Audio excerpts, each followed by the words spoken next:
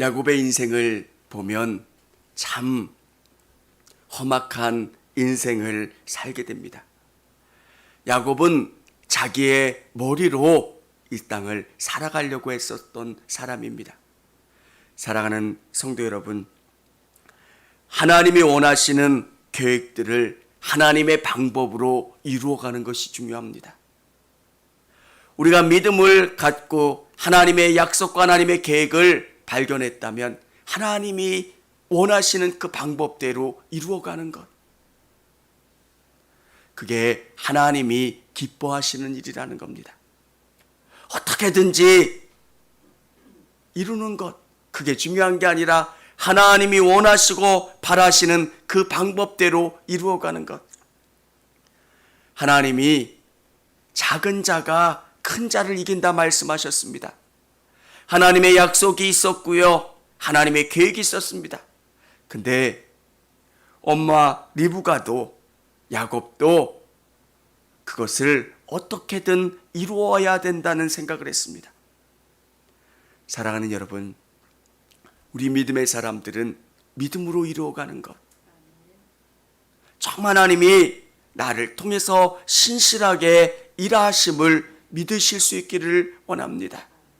그래서 정말 묵묵히 내가 한 걸음씩 한 걸음씩 나가면 그것을 완성시키시고 또 그것을 선하게 이끌어 가시는 분은 우리 하나님이신 줄을 믿으시기를 바랍니다. 야곱이 어쩔 수 없이 외삼촌의 집으로 쫓겨가게 됩니다. 엄마는 이제 결혼의 문제를 통해서 외삼촌 라반의 집으로 보내려고 합니다. 또 야곱도 그렇게 먼 시간이 걸릴 거라고는 생각하지 않았습니다. 근데 이 떠나는 길이 굉장히 오래됐고요, 또 돌아오기 어려운 길이 되었다는 겁니다. 우리 10절, 우리 같이 한번 10절, 11절 읽어보도록 하겠습니다. 야곱이 부엘세바에서 떠나 하란으로 향하여 가더니 한 곳에 이르러는 해가 진지라 거기서 유숙하려고 그곳에 한 돌을 가져다가 베개로 삼고 거기 누워 자더니, 야곱의 인생을 보면서 얼마나 처참한 실패를 봅니까?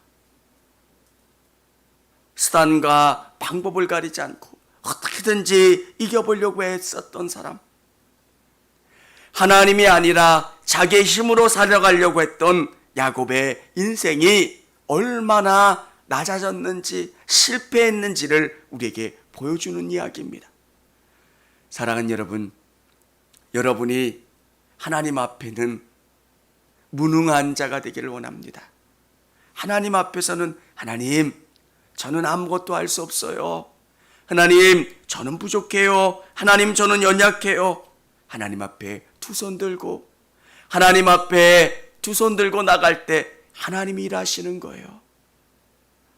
우리가 너무 주님의 일에 앞설 때가 있고요, 또 욕심으로 나가려고 할 때가 많다는 겁니다. 그러면 하나님이 일하시질 못해요. 내가 한 걸음 걷는 것보다 주님이 나를 움직여 주시는 게 더 중요하다는 것. 그래서 오늘 우리 성도님들이 정말 주님 앞에 연약한 자로, 주님 앞에 겸손한 자로 나오실 수 있기를 원합니다. 겸손이라고 하는 것을 우리가 생각할 때 저 못해요, 그게 겸손이 아니라 주님 앞에 내가 정말 무릎 꿇고 있는가, 주님을 내 삶에 인정하고 있는가, 주님 도와주세요, 주님 함께 해주세요, 주님 역사해 주세요. 사랑하는 여러분, 그때 주님이 일하셔야 우리가 승리할 수 있다는 겁니다.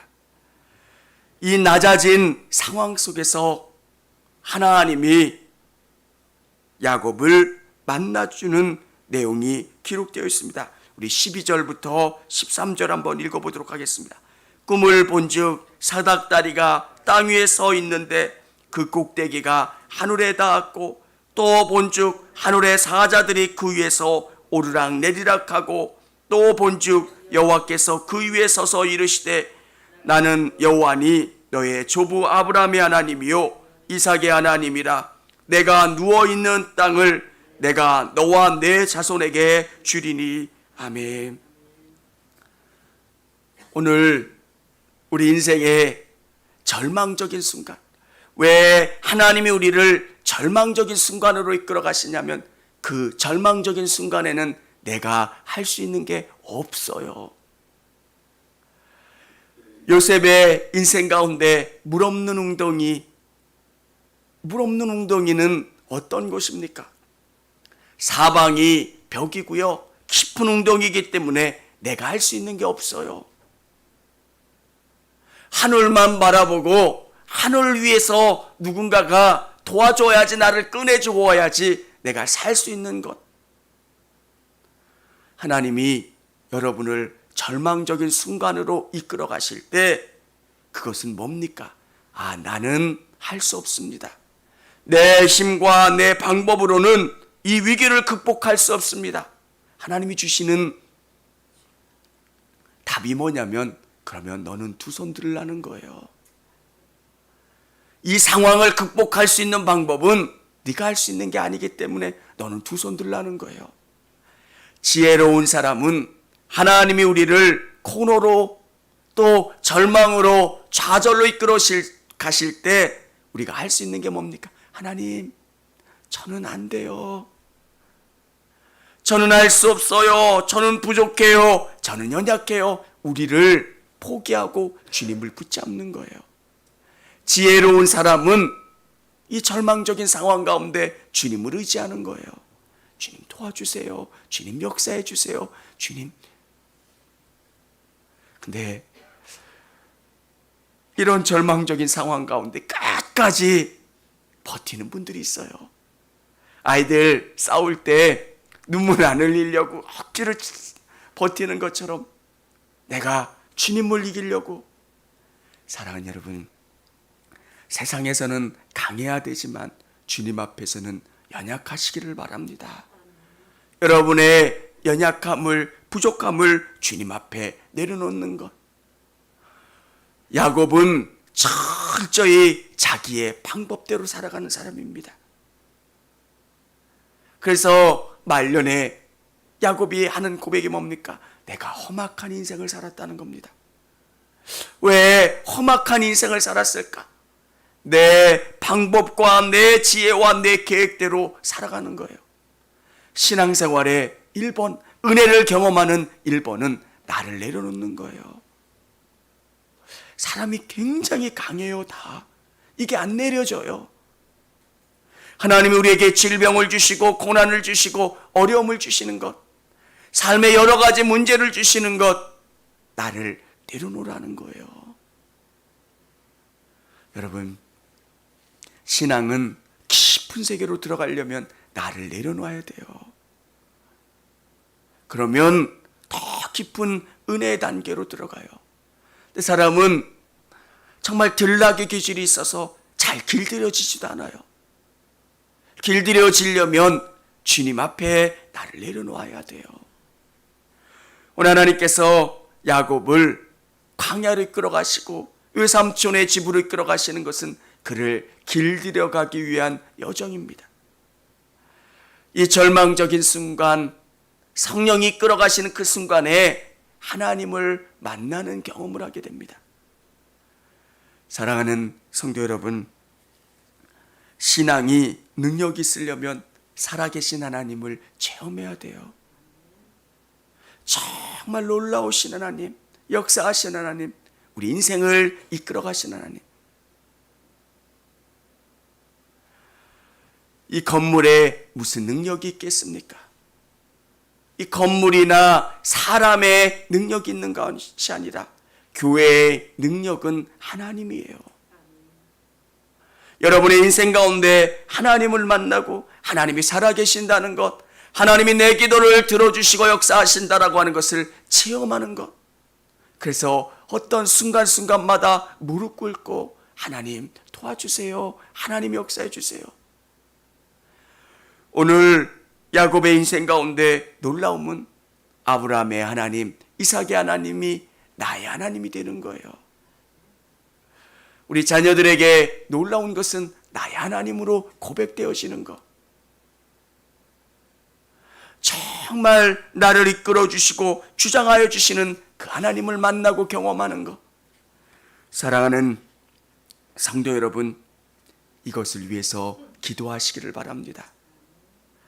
교회에 열심히 나와라 잔소리하는 것, 그것은 잔소리에 그치는 거예요.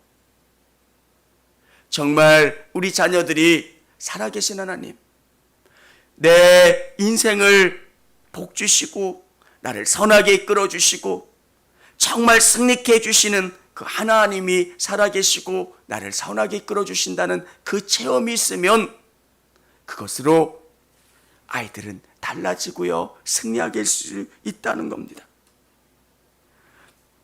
오늘 하나님께서 뭐라 말씀하십니까?